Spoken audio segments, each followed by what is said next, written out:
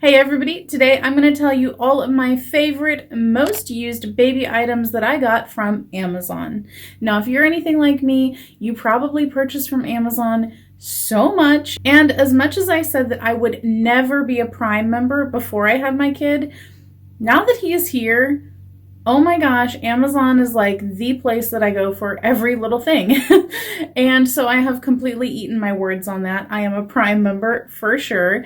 And I purchase multiple times in a month, sometimes multiple times in a week. And I have found some really great things on there. So much as I hate to say it, Amazon is really where it's at for baby stuff. So today I'm going to tell you all the things that I love from there. So hopefully this is a good list for you to start at if you are thinking of creating a registry, or if you're a new mom and kind of thinking like, what things do I need? I've had my son now for almost 4 months. These are the things that I have used and loved and would highly recommend. Links for everything will be down below if you want to check any of them out. Let's get started. First up is the Fisher-Price Kick and Play Piano.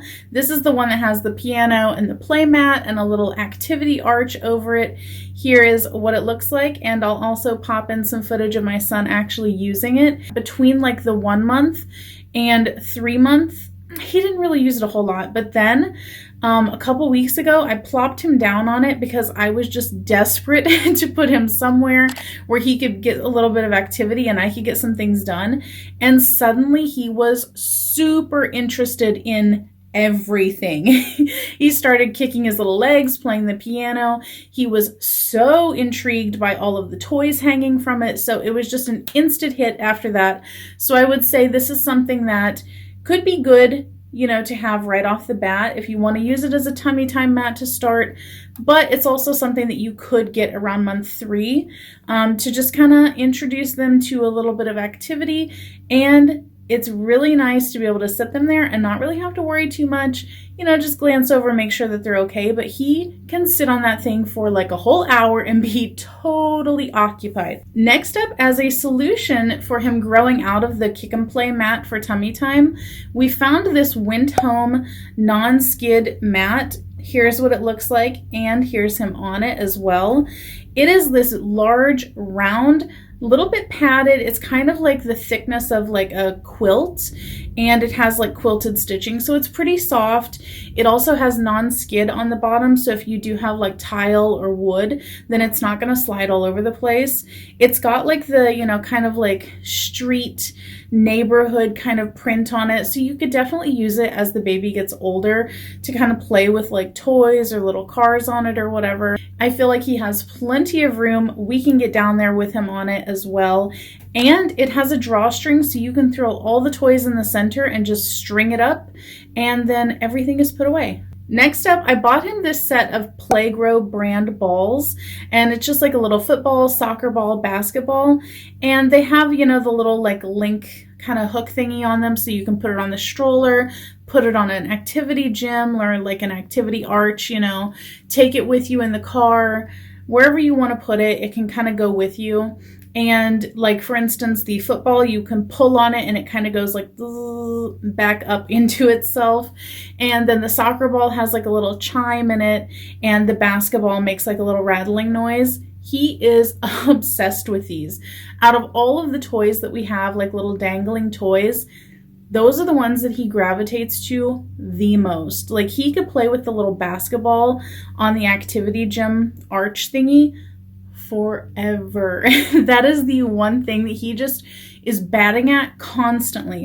And then in the category of like pacifiers, teethers, things like that, I have a few favorites for that. So I bought the MAM brand pacifiers as a last resort because I was convinced that my baby did not like pacifiers at all and that he would just never take to one. And I saw those and I was like, they've got good reviews. Let me try it. Just one last pacifier, because we had tried so many and I had wasted money on all of them. I bought those, and to my surprise, he took to them right away. This is the only pacifier that he will keep in his mouth longer than a minute. Now for the teether. I've bought a few different teethers, and my problem is that so many of them are way too big for his little mouth. And then the other problem is that a lot of them require the kid to be able to hold them very well in order to really use them. And he just can't. He's not grasping things like that yet. So I found this raspberry looking one. I think it's called Raz Baby. And it looks like a pacifier, except it's a raspberry shaped thing. And it has these little like nubbies and stuff. And it has a ring that he can like grasp onto. This one he can use, and he can really work that thing. Like, here's a video of him. He is just really working it all up in his mouth. He loves this thing. Anytime he's starting to like put his fist in his mouth or wanting to like put like cloth in his mouth or anything, I give him this, and I still have to kind of like put his hand around it. But once his hand is around it, he latches on and he is just going to town on it. This thing works great. So if you do have kind of like an early teether and their mouth is kind of small or they're not able to grasp things yet, I would say try this one out because it worked so well. Now for pacifier holders, the Wubbanub is, I would say, the most popular one that you're going to find. Everybody loves the Wubbanub. Everybody wants the Wubbanub. It's on every registry. And I ended up buying him a Wubbanub. And it's a really cute one. It's a little blue dinosaur. It's adorable. I wanted him to love it just because it's so cute. But he just couldn't like get the hang of it. You know, he didn't love the Avent Soothe kind of pacifier. And he just couldn't get like the hang of, you know, putting his hand over it or something to keep it in his mouth. And again, he's too young to be really like grasping onto toys a whole lot. So it just really didn't work out. And also the main thing is that the pacifier doesn't come off of that. So I really wanted to find a pacifier holder that could be like a little toy for him and not just one of those standard like string ones, but also that could interchange the pacifiers. Like it didn't have to be like one that was attached like the Wubbanub. So I found from the same brand that makes that raspberry teether, they have pacifier holders. They have several different animal kinds. They are so stinking cute. And it has like a little Velcro loop or whatever that you can put the pacifier through. It does come with its own type of pacifier. I've tried to get him to use it. He doesn't really seem to love it, but whenever I put the MAM pacifier through there and give it to him, he loves it. And I got him the little penguin one. It's adorable. It is super, super soft. And it doesn't have any of those little beans or anything like that inside it. So I feel like if the dogs were to get a hold of it or anything, I wouldn't have to worry about them ripping it open and all these like beans spilling out or them eating it or whatever might happen. So this thing I would highly recommend. Love it, and I love that you can use whatever pacifier your own kid really loves with it. Now, moving on to where on earth are you going to put your child whenever you're not holding them and whenever they're not in their crib. So these are all the things that I use on a daily basis to put my child in whenever he needs to sleep or whenever he needs to take a nap or all those things, whenever I just need to not hold him at that moment and get some things done for me. First up is the Fisher-Price bouncer. This one is so basic, but so worth it. It has a little bit of vibration that you can do. It's not really intense. It doesn't have a whole lot of bells and whistles. It's very basic. It has a little toy bar though, and you can take it off. At first, my son was not feeling the toy bar, but now that he's kind of more aware of things like that, he's really into it, and he loves it. We will sit him in this whenever he is just like very alert and aware and just kind of wants to be around us, but doesn't really want to like be held. Like he fusses if he's held, and he just kind of wants to sit and just kind of observe. We stick him in this and he is so content. Next up is the Graco Duet Soothe Rocker and Swing. I looked at so many different swings and I was so on the fence about making a decision for this because there's so many options. So you have just regular swings. Then you have the swing that has, you know, the rocker or the bouncer, you know, that comes with it, you know, and things like that. Then you have ones that are only battery operated, ones that are battery and external power operated, all of these things. It's very overwhelming and the prices can range really high and pretty low. So I ended up going with one that was fairly in the middle, had a lot of great reviews. It also had some bad reviews, so I was a little bit nervous choosing it, but I can tell you that my experience with it was phenomenal. We use this every single day, and it has been a lifesaver. So this does have the normal swing function. You can swing it side to side, or you can turn the actual like part itself, the swing can turn this way, or it can turn to the right or to the left, I guess is what I'm trying to say here. And it can go like this then as well. What I love about the swing though is that it has the AC power, because I feel like if you're going with a swing that is only operated by batteries, you're going to run through batteries like crazy. Like the batteries that we use are only for the vibration function, so I feel like it lasts a lot longer. But if you're running that whole swing motor off of batteries, you're going to run through them like water. So definitely go for one that has the AC power. Next up is a DockATot similar product. I wouldn't necessarily call it a dupe, but it is very similar, because I was not about to spend $200 or $300 on a large pillow. Just wasn't going to do it, especially considering how quickly kids can grow out of these things. So I ended up going for the Mommy Baby, not sure how it's pronounced, but it is a great product. It has a really good, like kind of firm, but still a little bit soft mattress in it, or a pad, I guess you would say.